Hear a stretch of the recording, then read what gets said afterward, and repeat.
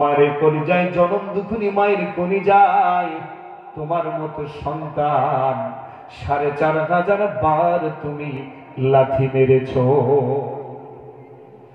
চিকিৎসাকে বলতে পারেন বিজ্ঞান, মায়ের কলিজায় কি লাগে নাই?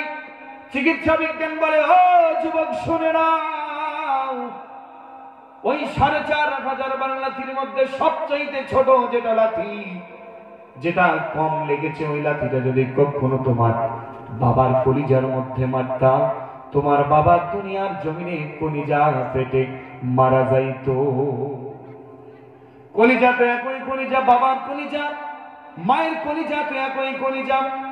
রব্বুল আলামিন বলেন, বান্দা শুনে নাও, বাবার কলিজায় আঘাত করলে যেমন তোমার বাবা কলিজা ফেটে মারা যাবে, তোমার মায়ের কলিজায় তুমি আর যত বড় আঘাত করবা, আমি রব্বুল আলামিন তোমার মায়ের সেই কলিজার আঘাতের বিনিময়ে তোমার মায়ের ভালোবাসা আমি আল্লাহ তাআলা বেশি বেশি করে বৃদ্ধি করে দিয়েছি। বলেন সুবহানাল্লাহ। মা ঠিক মতো ভাত খেতে পারে নাই, ঠিক মতো গোসল করতে পারে নাই, ভাত খেতে বসেছে, লাথি মেরেছি, মা ঘরের মধ্যে গিয়ে বিছানায় হেলান দিয়ে কান্না করেছে। সেই মা যখন আমাদেরকে গর্ভ থেকে যখন প্রসব করে, তার পূর্বে ৩টা বড় বড় লাথি আমরা মেরেছি। সর্বপ্রথম যে লাথিটা আমরা মেরেছি, দুনিয়ার জমিনে আসার পূর্বে একটা লাথি মারার সাথে সাথে কলিজার মধ্যে গিয়ে এত জোরে আঘাত করেছে, মায়ের বাচ্চা থলি এবং কলিজার ৫২টি পর্দার সঙ্গে সঙ্গে চৌচির হয়ে ফেটে গিয়েছে। মা চিৎকার মেরে বলে, আল্লাহ কোথায় বাবা, কোথায় মা, একটু পানি দাও, পানি খাবো। চিকিৎসা বিজ্ঞান বলে, দুনিয়ার জমিনের মানুষ শোনো, পানি দেওয়া যাবে না।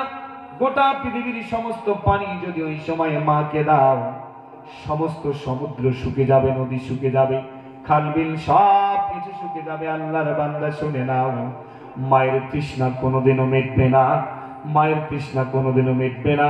ওই মাকে ওই সময় পানি দেওয়া যাবে না। দ্বিতীয় যখন আমরা লাথিটা মারি, মায়ের জরায়ুর ৭টা পর্দা ফেটে যায়। ৭টা পর্দা ফেটে যাওয়ার সাথে সাথে ২ থেকে ২.৫ মিনিটের মধ্যে মায়ের শরীর থেকে ৫০০ মিলিগ্রাম থেকে ১,০০০ মিলিগ্রাম রক্ত বাহির হয়ে যায়।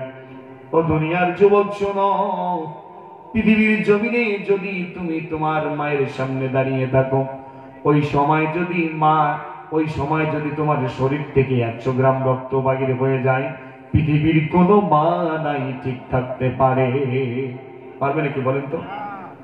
তৃতীয় যখন লাথি মেরেছি, আমাদের বুড়ি আঙুলটা গিয়ে মায়ের কলিজার মধ্যে এত জোরে আঘাত করেছে, সঙ্গে সঙ্গে মা অজ্ঞান হয়ে গিয়েছে। এমন কতগুলো মা আছে ওই যে অজ্ঞান হয়েছে, আর কোনোদিনও তার জ্ঞান ফিরেনি, মারা গেছে। আছে না এরকম? মারা গেছে।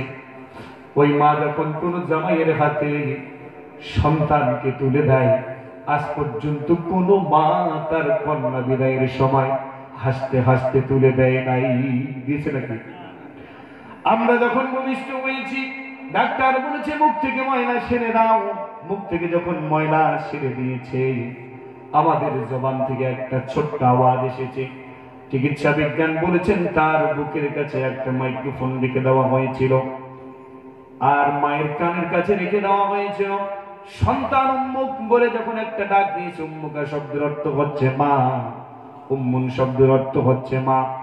এই মা শব্দটা মায়ের কানের মধ্যে কুদরতি মেঘের বাণীতে পৌঁছে গেছে। ওই মা আস্তে আস্তে করে তার জ্ঞান ফিরতে শুরু করেছে। বলেন সুবহানাল্লাহ। ওই যে কলিজার ফোঁটাগুলো কোনোদিন থাকে না, কোনোদিন সেগুলো সম্পূর্ণভাবে ভালো হয় না। যখন